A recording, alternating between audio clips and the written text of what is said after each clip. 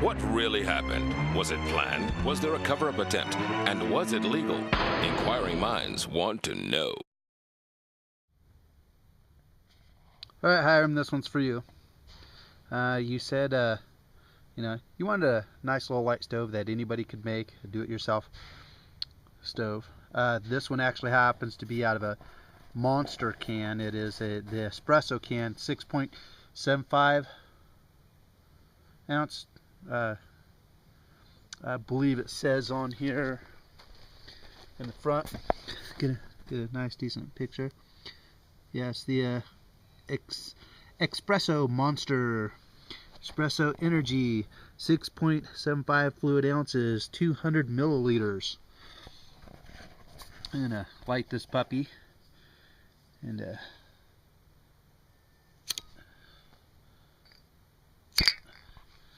we'll let that prime and everything.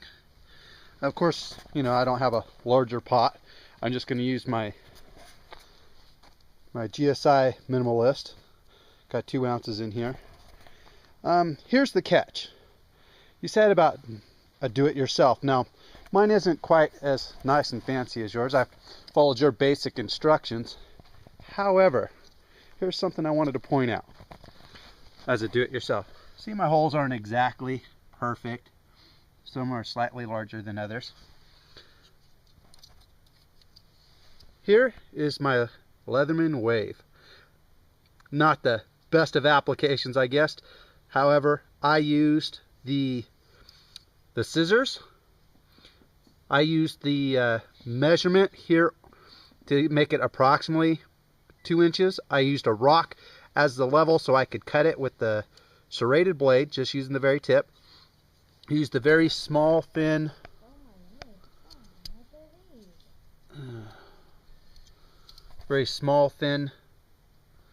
screwdriver here to make the punch, and then used the Phillips to actually bore it out. Not a lot of pressure, just a little bit of time, and that's all I did.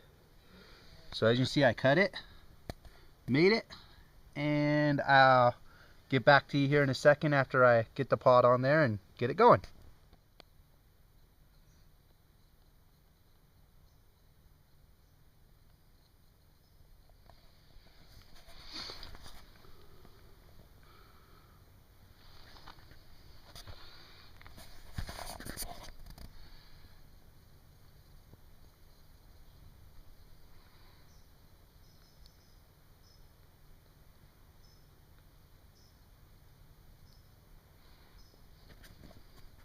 I didn't put a whole lot of alcohol in there.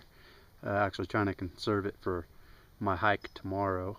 Being that, as you can see, I'm in camp with my daughter. But Hiram, it's kind of down and dirty. Does work.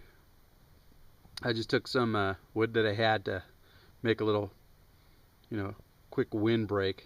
Although it is hardly any form of a breeze, this actually is fairly temperamental out here. It would definitely be nicer to have it in a slightly more controlled environment, but it does definitely work. And as stated before in the first part there, I used my Leatherman Wave to actually figure out where I needed to mark it, to make the line for the initial cut it, and then make the holes. Basically puncture the holes and drill them. So something happened and you didn't have anything else and you needed to make this on the go, even with a larger pot, with stuff that you find out here at times. Other people's trash can also be your savior at some point in time. So thanks for the idea there. Really appreciate it, Hiram. Alrighty, see you on the next one. Just wanted to add this on there, Hiram. I do, of course, as you can see, I do have a windscreen. Once put the windscreen on, this definitely works a lot better. But as I said, we're talking about getting down and dirty, and I have to admit that for a do-it-yourself quickie job, works pretty darn good. Thanks for the tip. Hope you guys can see that. Yeah, there's a this old tore up Crystal Geyser bottle there. But you can see it says 1 gallon. And then if you look, you can tell it's all the way, almost all the way to the top. It's right there. That's what you'd get when you buy a 1 gallon jug.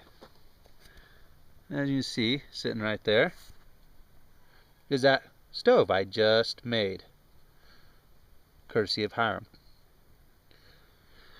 So, and of course, you know, there's no way that with what it'll hold as far as your fluid goes, it's not going to hold that much.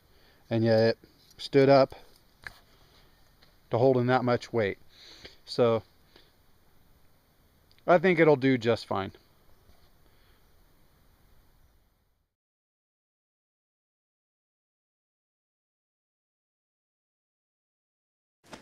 The only way to bag a classy lady is to give her 2 tickets to the gun show.